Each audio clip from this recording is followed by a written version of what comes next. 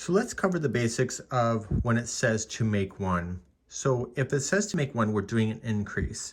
And the increase is actually done right here on this strand. See how it's reaching over like a bridge? That's where you want to go. And you want to take this needle and go through there first.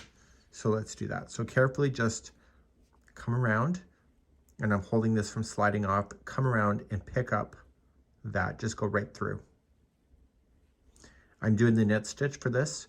So now I'm going to go into that. So I'm just going to treat that like it's a regular knit stitch. It's a little awkward at first, so you can get used to it. And you just want to treat it like a little knit stitch.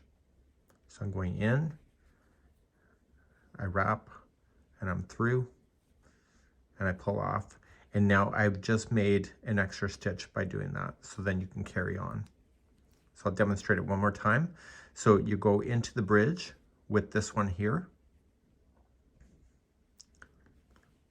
And then with this one here, like a knit stitch, just going in.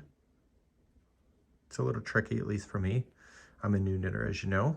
And I'm just gonna go in, wrap, and coming around and pull off. And now I just made an extra stitch there, and you can carry on.